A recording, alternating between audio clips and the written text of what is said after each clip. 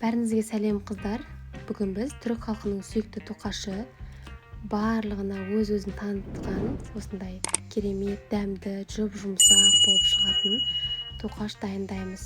Әрі бұл өте тойымды. Жасалу жолын соңына дейін қарап, менімен бірге болыңыздар. Құрғақ ыдысымызға ұнымызды тепкіден өткізіп аламыз. Осы ұнның үстіне қантымызды қосамыз. Бөлек ыдысымызға жылы суымызды құйып, үстіне сұйық майымызды құйып, дрожжымызды қосып, 10 грамм тұзымызды қосып, барлығын жақсылап араластырамыз. Дайын болған сұйықтығымызды ұнымыздың үстіне қойып, жұмсақ қамыр илейміз. Қамырымызды илеп болғаннан кейін бетін жауып, 30 минутқа 45 минутқа жылы жерге қоямыз. Біздің қамырымыз көтерілді. Осы қамырымызды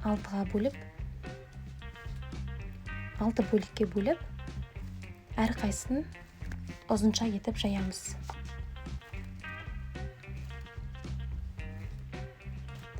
Жайып болған қамырымызды екі жағын теңестіріп, көріп тұрғаныңыздай осылай орап аламыз.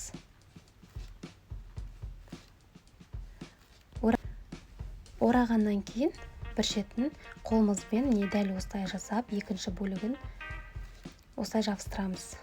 Екі жағын жабыстырып жабыстырғаннан кейін бізде барлығы дайын болды. 6 семет шықты менде. Келесі кезекте сиропын дайындаймыз. Суымызды құйып, жұмыртқаның ағын салып, 2 ас қасық бал қостым. Біздің балымыз кішкене темныйлау болса жақсы болады. Негізі жүзімнің пекмесін қосуы керек, бірақ мен бал қостым.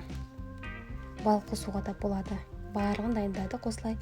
Енді қызып тұрған табамызға осылай күнжутымызды қызарғанша қуырып аламыз.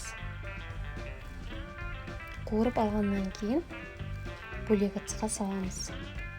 Осы дайын болған сироптың үстіне семетімізді малып алып, содан кейін күнжутқа маламыз.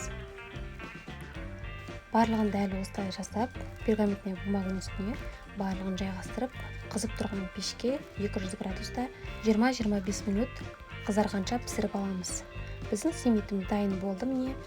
Бізде барлығы 6 семет шықты. Сироппенен күнжут ерекше дәм береді. Түрік халқының сүйікті тоқашы, міндетті түрде жасап көріңіздер. Балаларға да ұнайды, әрі тойымды. Және менің каналыма тіркеліңіздер. Алдағы уақытта сіздерге көптеген тәтті, жақсы тағамдардың рецептімен бөлісетін боламын. Менің каналымның дамуына үлесіңізді қосып, каналыма тіркеліп, лайк қалдырсаңыз қуанып қаламын. Келесі видеода кездескенше.